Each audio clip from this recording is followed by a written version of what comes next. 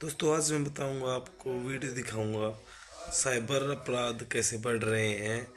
तो हमें ज़्यादा सतर्क रहने की ज़रूरत है क्योंकि आजकल सब कुछ काम हम यूपीआई से डिजिटली करते हैं और लोग धोखाधड़ी बहुत कर रहे हैं, इसलिए हमें सतर्क रहने की ज़रूरत है।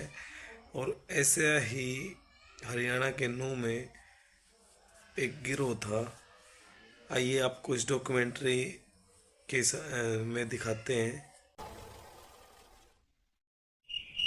इसमें जो ये लोग खेलते हैं, जिस तरीके से ड्यूप करते हैं, वो खेलते हैं the fear of the victim. ये वीडियो आया, लड़की केस दर्ज करा रहा है, मुझे कुछ सब मालूम है आपका। सर जी कोई नहीं, सर गलती हो गई सर जी। ये गलती क्या गलती है या गलता क्या है आपने? मतलब लड़की के संग किसी को अनजान लड़की के संग ऐसे कर लेते हो आपसे? मैंने ऐसा कुछ नहीं किया सर। तो सर क्या करना है, ये आपको डिलीट मरवाना है या केस दर्ज करना है, या आपको उठा के सुबह आऊँ मैं आपके पास, गाड़ी जेल में डालूँ आपको? नहीं सर जी, इसको डिलीट कर दो सर जी। हाँ डिलीट हो जाएगा तो इसका चार्ज लगेगा आपको। सर कितने चार्ज लगेगा सर? 1 लाख रुपये लगेगा आपको। मेरे साथ एक्चुअली 6,20,000 रुपये मुझसे जो है ठग लिया है जॉब के नाम पे। He told me that my prescription pad had likely been stolen, and there were many fraudulent prescriptions for narcotics written in my name. तो लिंक में एटीएम कार्ड की डिटेल डाली और एटीएम कार्ड की डिटेल डालने के बाद 5 मिनट बाद मेरा 20,000 रुपये कट गया। तो मैं डीसीपी बोल रहा हूँ साइबर सेल से, और आपने इस तरीके से किसी लड़की के साथ जो है सेक्सुअल एब्यूजमेंट किया। नहीं है, मैंने तो कोई नहीं किया, तो नहीं किया, आपकी फोटोज हैं। पहले जो टारगेट ऑडियंस होती थी वो सिर्फ ऐसे लोग हैं जो शायद टियर 2 सिटीज़ के हैं या विलेजेस में रहने वाले हैं। अभी कोई भी कहीं का भी डिफेंस वाले हों, ब्यूरोक्रेट्स हों, पॉलिटिशियंस हों, बॉलीवुड से लोग हैं, हर व्यक्ति इनका विक्टिम हो चुका है।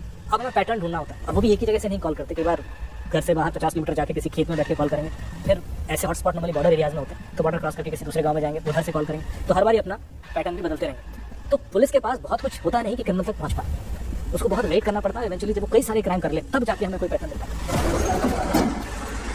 ऑफिसर्स, आज यहाँ हम जो आप सभी को बुलाया गया है, एक बहुत ही इंपॉर्टेंट रेड के लिए हम प्लानिंग कर रहे हैं। एक डिटेल लिस्ट ऑफ एक्यूज्ड हमने ऑलरेडी बना लिया, उसको हमने गांव वाइज स्टार्ट आउट कर लिया है, जिसमें हम साइमल्टेनियस रेड करेंगे। इस रेड में स्विफ्टनेस और सीक्रेसी दो एक मेन एलिमेंट है। Is that clear?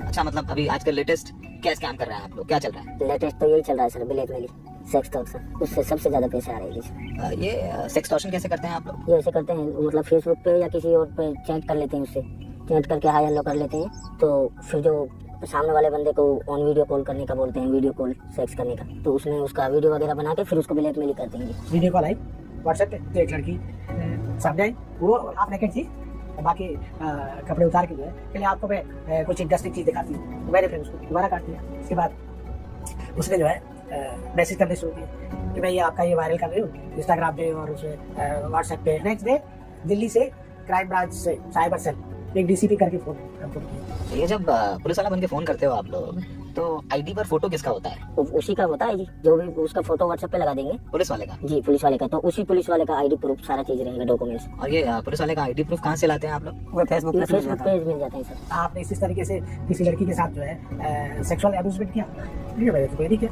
नहीं किया, आपके फोटोज हैं। और हमने उस लड़की को जो है वो कर लिया, गिरफ्तार कर लिया, और उसे कल कोर्ट में पेश हो रहा है, और आपको भी कॉल आएगी, आपको पेश हो रहा है। और आप अगर अपना भला चाहते हैं तो आप इस वीडियो को यूट्यूब से डिलीट करवाइए। यूट्यूब मैनेजर बन के क्या बोलते हो? आपका वीडियो इसको छुड़वाना है या मतलब कटवाना है, तो ये बोल रहे हैं सर ये कटवाना है, तो कटवाने के लिए 51 से वेब लगेगा चार्ज आपका। फिर साइबर सेल वाला बन के लेते हैं पैसा, जब वो ले लेते हैं फिर उसको बार बार टॉर्च करते हैं, तब पैसा उनसे लिया जाता है। कैसे टॉर्चर करते हो? मतलब कि या तो पैसा दे दो या फिर ऑनलाइन तुम्हें मतलब पुलिस आपकी वीडियो छूटेगी, आपका फ्रेंड लोग हैं, घर के लड़का लड़की, मतलब उसके डर की वजह से पैसा देता है। उन्होंने नंबर दिया मुझे, नंबर देके उससे मैंने बात की, पहले आपका वीडियो है मेरे पास में, मैंने डिलीट कर दिया।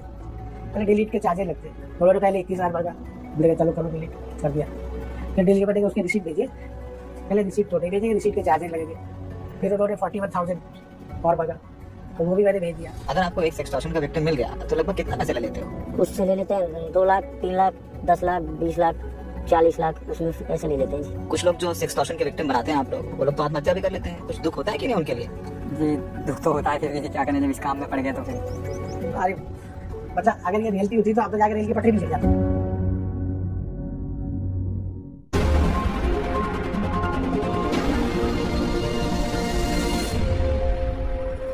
अगर आप हल्के से भी केयरलेस हैं, जैसे एलिमेंट ऑफ सेक्सटॉर्शन केसेस हैं, आप इंस्टाग्राम पे हैं, ज़्यादातर लोग इंस्टाग्राम पे हैं, आपने किसी फ्रेंड रिक्वेस्ट को क्लिक कर दिया बाय चांस, वो इतना सडनली आपके सामने आपकी एक वो बन जाएगी, आपकी वो स्क्रीनशॉट ले लेंगे कि आपको लगेगा कि आपने जैसे मतलब कुछ ऐसा गलत कर दिया। हमारे पास ऐसे बहुत सारे केस हैं। मतलब हर टाइम इतना अलर्ट रहना कि आप कोई ऐसा अननोन लिंक ना क्लिक करें, अननोन मतलब इतना डिजिटल फुटप्रिंट है हर इंसान का, इतनी ज़्यादा सोशल मीडिया प्रेजेंस है, तो कहीं ना कहीं तो चूक का मौका रहता है। मेरे पास एक फोन आया, वो कहते हैं सर आपने क्रेडिट कार्ड इशू करवाया था 6 महीने पहले, मगर ये करवाया था और आपका पिछले 2 महीने से कंटिन्यू 700 रुपये कट रहा है, मगर ये ऐसे तो नहीं कटना चाहिए था। मगर ठीक है आप इस कार्ड को बंद करवा दीजिए सर। मैं ठीक है बंद कर दीजिए। तो सर ठीक है मैं आपके पास एक लिंक भेज रहा हूँ टेलीग्राम की, आप उस लिंक पे वो डिटेल डाल दीजिए। मैं ठीक है, और एटीएम कार्ड डिटेल डालने के बाद 5 मिनट बाद मेरा 20,000 रुपये कट गया। तो 2 मिनट बाद ही 13,000 और कट गया। फिर मैं समझ गया मेरे साथ कोई फ्रॉड हो गया। हमारी कमाई मुश्किल से 30-35 हज़ार रुपये मुश्किल से होती है, और आपको पता है महंगाई कितनी है, बच्चे 2 बच्चे पढ़ रहे हैं, उनकी फीस उस सब कुछ 7,000 जी। और ये पिछले 6 महीने से मैं जोड़ने लग रहा था धीरे धीरे।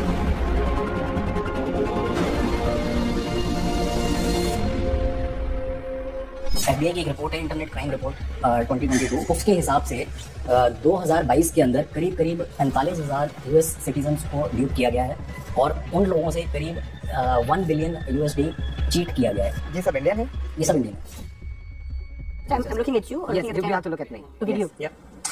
Start. My name is Sohail Daud. I'm currently posted at the US Embassy in New Delhi as the head of the FBI for South Asia. How many complaints does the FBI receive from American citizens? It's approximately, it used to be about 120 a day. Now, this year it is 140 complaints a day. That's the tip of the iceberg. So our goal is to identify the victims in US.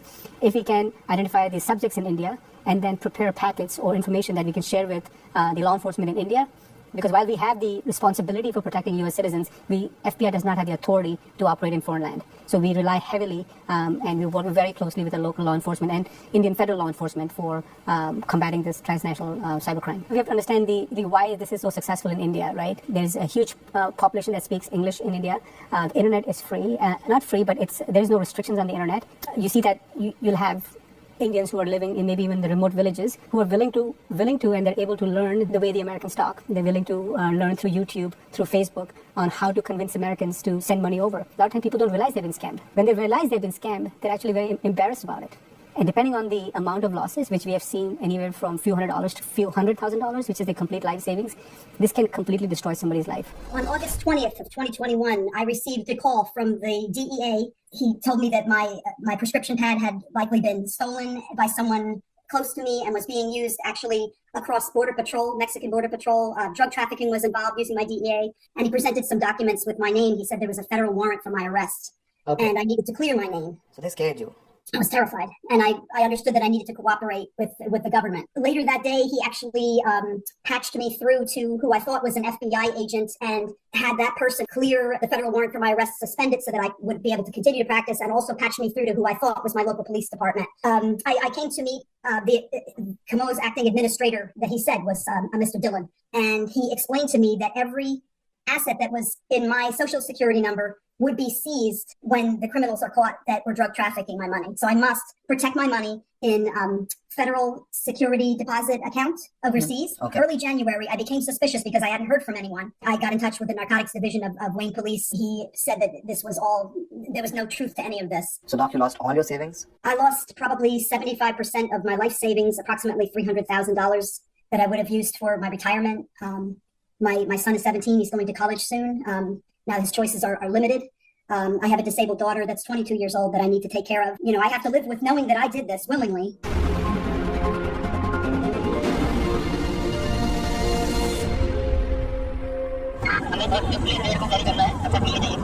Notice sir,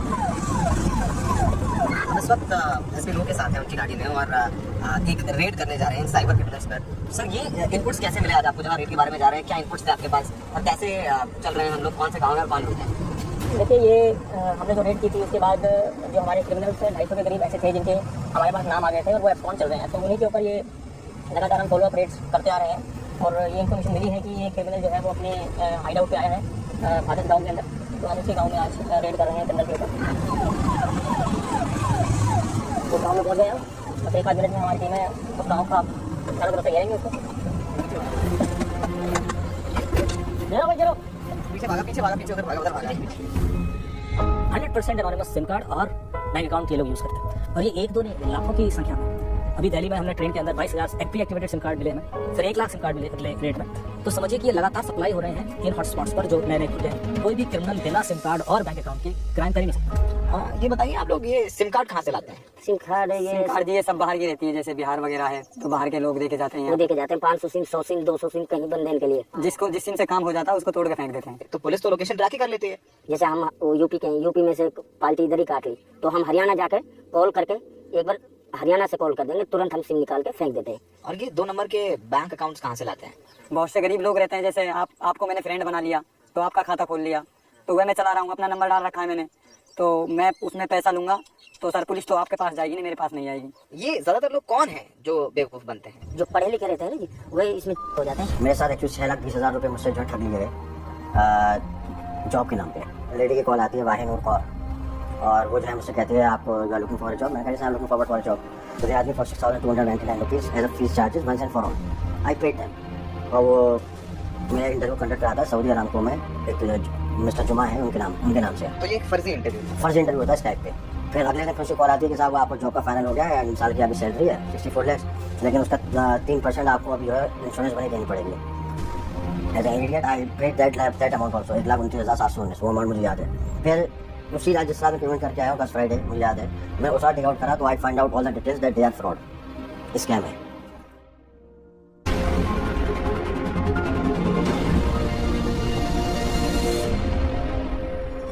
देखिए पहले तो bank के पास जाता है victim, और जो RBI की guideline है कि 3 दिन के अंदर आप कंप्लेन कर देते हैं तो बैंक इज लायबल टू पे यू एवरीथिंग।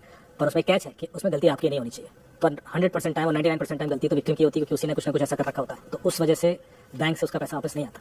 अब यहाँ पर जो कैच है जो विक्टिम के फेवर में जाता है कि बैंक की भी गलती है। बैंक की गलती आप एकदम से डिनाई नहीं कर सकते, क्योंकि सारा मैटर लायबिलिटी का है। लायबिलिटी आपकी इसलिए कि आपने गलती की, बैंक की गलती है कि वहाँ से पासवर्ड लीक हुआ है।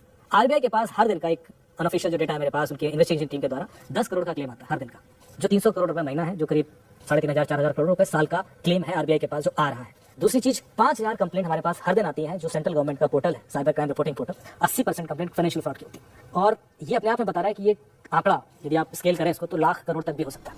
कभी ऐसा सोचा नहीं था कि टेक्नोलॉजी जो हमारे जीवन को इतना सरल बना रही है, जितना हमको आगे बढ़ा रही है, जो देश और दुनिया की प्रगति कर रही है, वही टेक्नोलॉजी अपराधियों के भी काम आएगी और अपराधी इसका उपयोग करके कितना बड़ा क्राइम करेंगे, ये हमको ध्यान में आया। कभी कभी इक्का दुक्का घटनाएं सुनते थे कि इस साइबर क्राइम से ये पैसा निकाल लिया, साइबर क्राइम से ये आदमी टकरा गया, ऐसे कुछ घटनाएं सुनते रहते थे। उससे पहले हमने जामताड़ा का नाम सुना था कि जामताड़ा में साइबर क्राइम के अड्डे बने हुए हैं, लेकिन हमारे यहाँ भी ऐसा हो जाएगा तो हमने वो कहा शॉर्टेस्ट टाइम में इसको रेड करके और जितने ज़्यादा कल्प्रिट्स को पकड़ सकते पकड़े। और वो उन्होंने शुरू किया और लगभग 5,000 लोग, जो हमारे पुलिस के सिपाही और जो अधिकारी, उन सबको बुलाते समय यही कहा कि आपको एक निश्चित एक जो काम के लिए आपको बुलाया गया है, लेकिन काम क्या होगा ये वहाँ पहुँचने के बाद बताया जाएगा।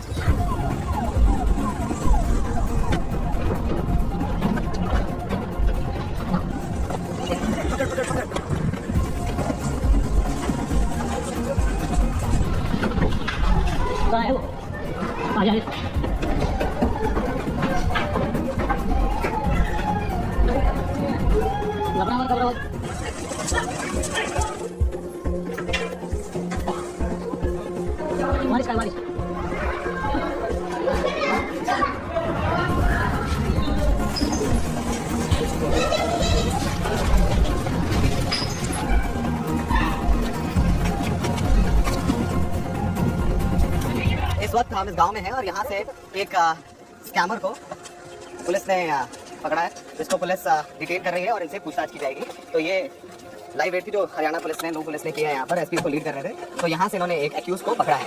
तो हमें जिसकी तलाश थी वो एक लड़का मिला है, उसकी आइडेंटिटी अभी हम पता करेंगे। तो ज़्यादा जो एक्यूज हैं उनकी एज कितनी है लगभग? देखिए जो एज है इनकी 18 से 35 एज ग्रुप में ज़्यादातर एक्यूज हैं। ये घर तो काफ़ी आलिशान बना रखा है इसने। ये देखिए यही इनकी पहचान है कि गाँव के अंदर जो ये साइबर ठग्स हैं इनके घर और घर से अलग मिलते हैं और अच्छी कोठियाँ बनाते हैं और अच्छा पैसा इसमें कर सकते हैं। आपको गुस्सा आता है कि आपके गाँव में सब कर रहे हैं लड़के? गुस्सा जरूर आता है। अरे हम तो खूब वहाँ बंद हो जाओ, बहुत होगी। खान नाज ना हो जो आज ये महल बना रहे हैं, इनके पास झोंपड़ा भी ना है सर, और रात में ठाठ हो रहा, ठाठ हो गया आप और ठाठ बस बन गए। आप लोग इन जो पैसा कमाते हैं स्कैम करके, उन पैसों का क्या करते हैं? कुछ घर वाले को दे देते हैं, कुछ दारू वारू पी लेते हैं और क्या अय्यासी अय्याशी कर लेते हैं। दारू दगे पी के खाना पीना, मतलब अय्यासी फुल करते हैं जी। अच्छा, आप जो ये काम करते हैं, आपके घर वालों को पता है कि आप ये काम करते हैं? पता तो रहेगा ही घर में कि इधर पैसा, इतना पैसा कहाँ से आ रहा है। गाड़ी वाड़ी ले रखी है कि नहीं, 4 पहिया? नहीं, गाड़ी नहीं है जी। क्यों? नहीं, ऐसे ही क्या करें जी, फिर भी कोई पकड़वा देगा गाड़ी लेंगे तो। काफी बार पकड़े गए, कितनी बार? 2 बार पकड़े गए, फिर 3 महीना 14 दिन में जमानत हुआ था। जेल में डर नहीं लगता कि अब जेल हो आए हो, ये काम नहीं करना है? जी लगाए, फिर गांव में आके फिर काफी लोग जब करते हैं तो फिर दिल टह जाता है। आपका डेटा कहाँ से चोरी होकर उन तक पहुँचता है? हम सिक्योरिटी गार्ड को अपना डेटा देते हैं, मोबाइल नंबर, कुरियर वाला आपके कुरियर करने आता है, वो भी डेटा सिक्योरिटी गार्ड को पता होता है कि आपको आज अमेजोन से ये आया है, कल आपने फ्लिपकार्ट से मंगाया है, जो भी चीज़ है। क्रिमिनल यदि हमने पकड़ भी लिया तो उसके बाद प्रोसिक्यूशन के लिए बहुत वीक लॉ है हमारे पास। जो भी सेक्शंस है वो सारे अवेलेबल है आपके पास। इवेंचुअली 420 बसता है जो आईपीसी का है। साइबर के लिए कोई ऐसा सेक्शन नहीं जो नॉन अवेलेबल है। आपने पूरा जो ऑपरेशन है वो सीक्रेट रखा। अक्सर देखते हैं लोकल जो पुलिस होती है उसके साथ भी कभी कभी मिली भगत हो जाती है, तो आप पुलिस को भी सेंसिटाइज कर रहे हैं? सौरभ जी, आपने बिल्कुल ठीक कहा। कहीं भी ये जो क्राइम होते हैं इसमें कहीं ना कहीं किसी न किसी शय मिलती है, कहीं मिली भगत होती है, किसी न किसी का सिर पर हाथ होता है, चाहे वो किसी नेता का हो, चाहे किसी अधिकारी का हो, कर्मचारी का हो। जनता के जो गहम काम करते हैं बिना मिली भगत के कहीं कर नहीं सकते। ये जो है चोर पुलिस का खेल, ये तो रहेगा ही, क्योंकि इसमें क्या होता है पर्टिकुलरली साइबर क्राइम के अंदर बड़ी तेजी से लोग ना मोडस ऑपरेंडीज चेंज करते हैं। इंडियन जो माइंडसेट है वो खुराफाती ज़्यादा होता है और प्रोसेस में कैसे वल्नरेबिलिटीज आइडेंटिफाई करनी है उनको पता होता है। अमेरिकन ऑडियंस या वेस्टर्न वर्ल्ड में जो सीनियर सिटीजन हैं, they are not very suspecting of this kind of fraud. We've had cases where, in one particular incident, an elderly gentleman lost all his life savings, and the scammers kept calling him, and he could no longer take it, and he ended up committing suicide. I mean, let's just take a moment and think about the damage it can do to somebody. Another example that kind of sticks with me is a case where the victim told the scammer that the money I'm giving you is what I had saved for my cancer treatment. I have no more money left for my cancer treatment, and the scammer did not hesitate for a second, and he took that money. So these are the stories that stick with you. This is a crime of there's a monetary loss, but there's a lot of humanity that's lost with it as well. Hello, मैं सुखदीप शुक्ला बात कर रहा हूँ HDFC bank से। बोलिए। Inquiry के लिए phone किया है सर, बैंक के थ्रू फ़ोन आ रहा है आपके पास। सर आपके पास एक OTP आया होगा 6 अंकों का, बताइए सर।